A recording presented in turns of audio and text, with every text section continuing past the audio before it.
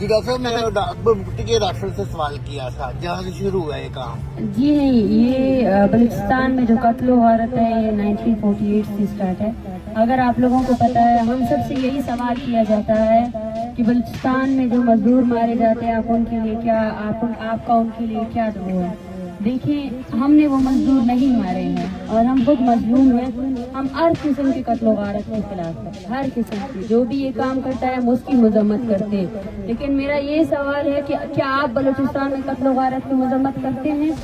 آپ کی ریاست کے سامنے جو ہے نا، یہ پہلی بار نہیں ہے، اس سے پہلے جو ہے نا آپ دیکھیں کہ نوروز خان کو جو ہے نا پہاڑوں پہ چڑھانے والے کون تھے، تشدد کرنے والے کون تھے، قرآن کے نام پر اس کو اتارنے والے اور اس سمیت اس کے بیٹوں کو 9 لوگوں کو جو ہے نا شہید کرنے والی ریاست سے ہم سوال کرتے ہیں.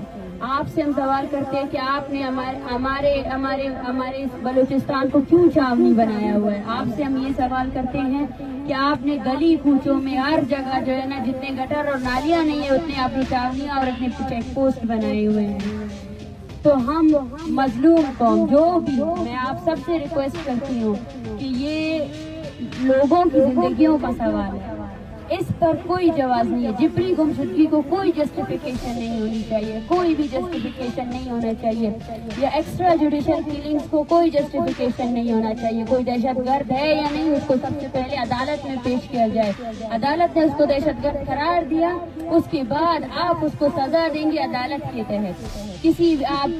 آپ کو کوئی حق نہیں ہے، نہ آپ کے قانون کو، نہ ان کو، کہ آپ جو ہے نا لوگوں کو مار کر پھینک دے اور اس کو جسٹیفائی کرے کہ یہ ریاست کے مخالف ہے. حالانکہ آپ کے پاس کوئی بھی ایسی چیز نہیں ہے جو یہ ثابت کر سکے کہ وہ ریاست کے مخالف ہے.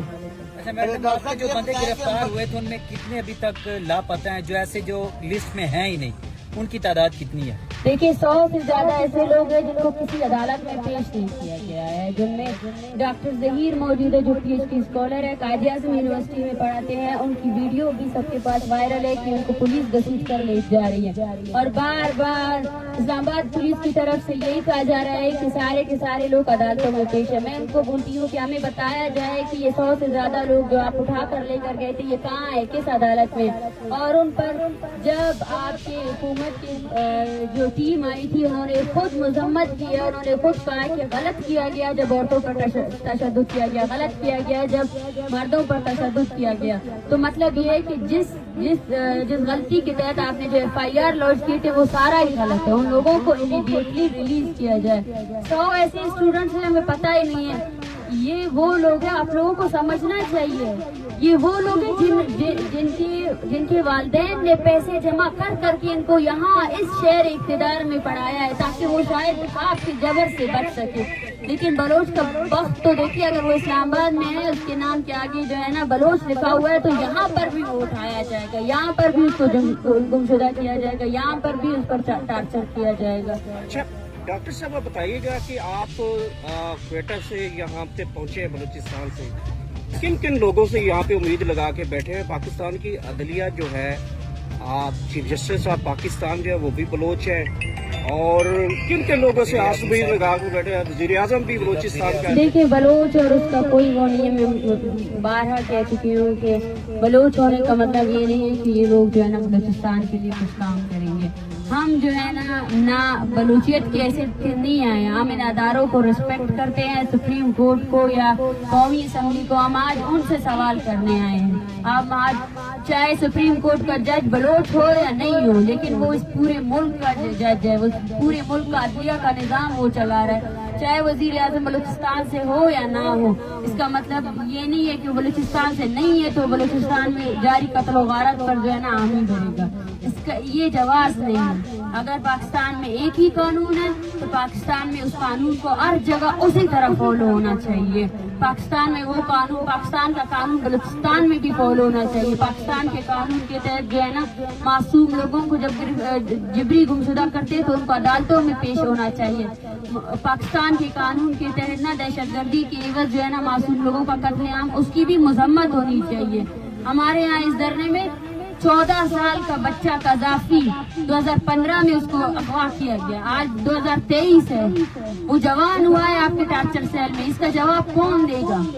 कौन दे सकता है इसका जवाब? 14 सालों से ऐसे बच्चे भी हैं जिन्होंने अपने बाप को देखा नहीं, उसकी शक्ल नहीं देखी है, उसका जवाब कौन देगा? हम मजम्मत करते हैं, मैं बार बार कह चुकी हूँ, इस धरने और इस तहरीक के खिलाफ जो है ना जितने प्रोपेगेंडा हो रहे हैं, मैं उन सबसे भी रिक्वेस्ट करती हूँ, प्लीज अगर आप किसी और के नुमाइंदा बन के इस धरने में आकर जो है ना यहाँ इस धरने को, इस तहरीक को जो है ना एक गलत बयानियां देना चाहते हैं, मैं आप सबसे गुजारिश करती हूँ कि इंसानियत के नाते ऐसा ना करें।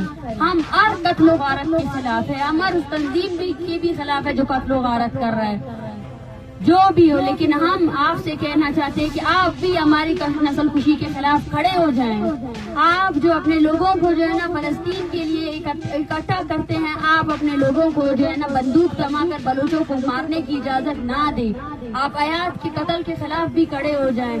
आप उन हजारों मासूमों के कत्ल के खिलाफ भी खड़े हो जाएं जिनको आपकी फौज ने मारा है, और वो बंदूकें, वो हथियार आपके टैक्स से, आपकी हमारे इन मासूम ये जो लोग हैं इनके टैक्स से वो बंदूकें उनके हाथ में थमाई गई है।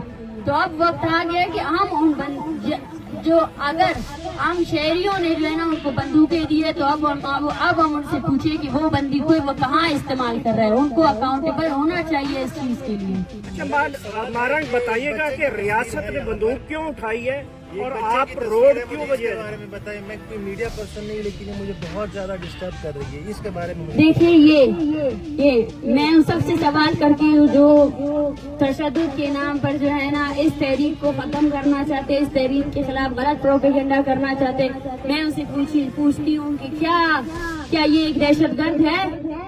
14 साल की उम्र में आपने इसको अगवा किया है, आज 2023 है, इसकी माँ कामती हुई है, ये इसकी बहन जो है ना बेहोश